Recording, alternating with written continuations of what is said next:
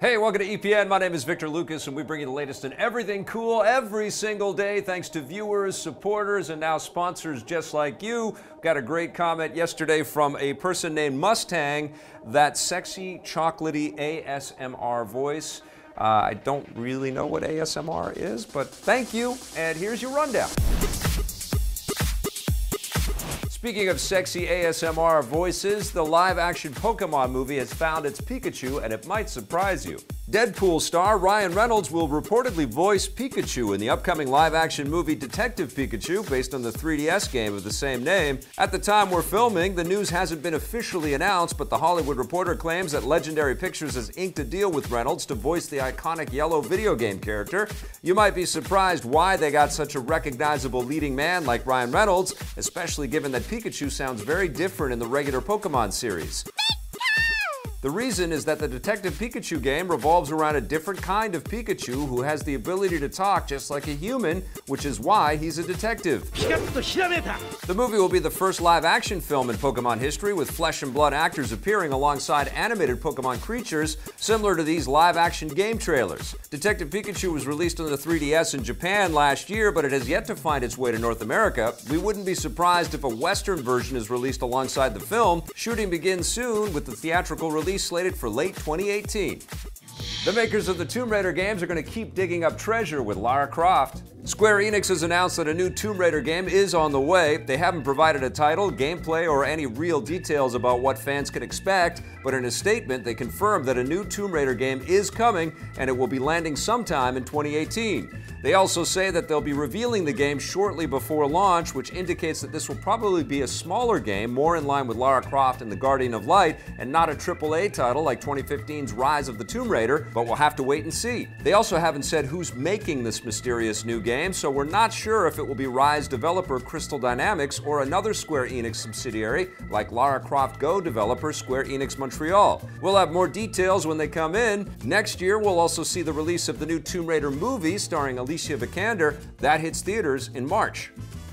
Another big game is paying homage to PlayerUnknown's Battlegrounds. The 2015 zombie game Dying Light is getting an all-new Battle Royale mode that's almost certainly inspired by the success of Battlegrounds. It's a standalone multiplayer expansion called Dying Light Bad Blood, and we'll see a large number of players dropped into a massive map where they're forced to fight to the death until one is left standing. Sound familiar? The thing that makes it different from Battlegrounds is that it's not just player versus player. Developer Techland is also introducing an element of player versus environment, so you'll need to fight off zombies at the same time you're battling the other players. Bad Blood will launch next year, and a closed beta test is slated to begin rolling out later this month. It's pretty impressive that Dying Light is still popular enough to be getting new content almost 3 years after launch. The game has seen a steady stream of new expansions, multiplayer updates, and other new content that has kept players coming back for more. Techland is rumored to be working on a full-fledged Dying Light 2, but there's no word on when that might be unveiled. And an even older game that people are still playing is getting its grandest update yet.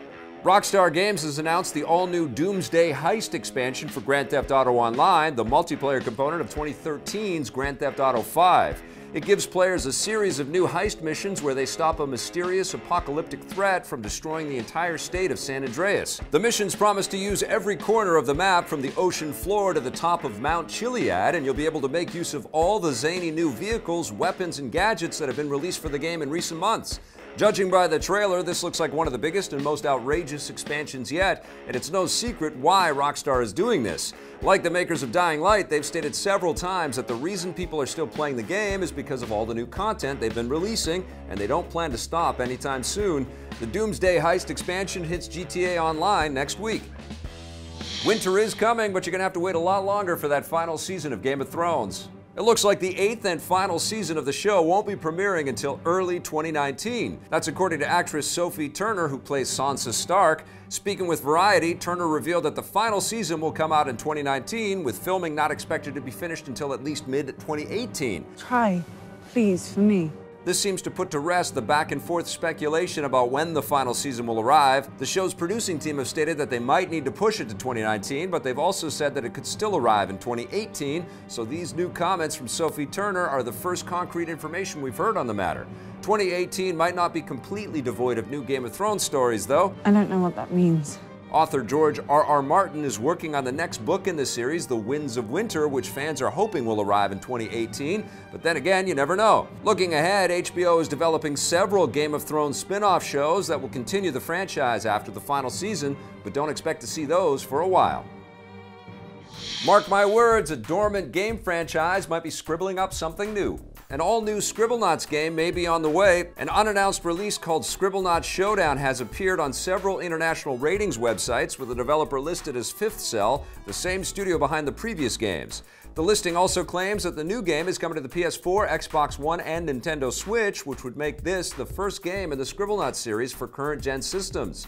We're a little surprised to see a new Scribblenauts game on the way. The franchise has been dormant for several years, with the last game being released way back in 2013. I guess they didn't want it to be a write-off.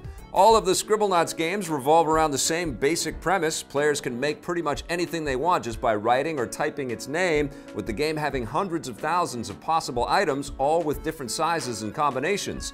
It will be cool to see what current-gen technology will bring to the concept. Keep in mind that no official announcements about the new game have been made, but we'll let you know if that changes. You'll soon be able to take on your friends in the crossover game Mario plus Rabbids Kingdom Battle. Ubisoft has announced a free update that will bring PvP multiplayer to the game for the first time. It's a local PvP mode, so each player uses one Joy-Con controller, although the Switch Pro controller is also compatible. As for gameplay, the mode will have several changes to how items and weapons are given out, but the mode will use the same basic turn-based strategy gameplay from the main campaign. Although there was a two-player co-op mode before, this is the first PvP mode for the game. It arrives in a free update that will be available for all players starting tomorrow. As for paid content, another batch of DLC is coming as part of the game's Season Pass, bringing new characters, missions, and weapons to the game. That arrives in early 2018. Netflix is trying to annihilate traditional movie theaters once again. Netflix and Paramount Pictures have inked a deal for the new science fiction movie Annihilation, which stars Natalie Portman and is written and directed by Ex Machina's Alex Garland. Here's what the deal entails. In the US, Canada, and China, the film will open in theaters on February 23rd as planned, but everywhere else in the world it will skip theaters and debut exclusively on Netflix. The most surprising thing is that the Netflix rollout in international territories will happen just 3 weeks after the film's theatrical release in the US, Canada, and China, making this one of the shortest gaps in history between the theatrical release and home release for a major movie. They haven't said how long it will take to be released on Netflix in North America, but it will probably be a little longer than that. Otherwise, theater owners might boycott the film. Netflix has previously attempted similar rollouts, but theater owners wouldn't have it, insisting on a traditional 3-month exclusivity window. Streaming Annihilation only in international territories might be Netflix's way of satisfying theater demands, but we'll have to wait and see how they respond. Either way, it seems like only a matter of time before big movies begin skipping theaters altogether. Film attendance in this part of the world has seen a steady decline in recent years, while streaming is definitely on the rise.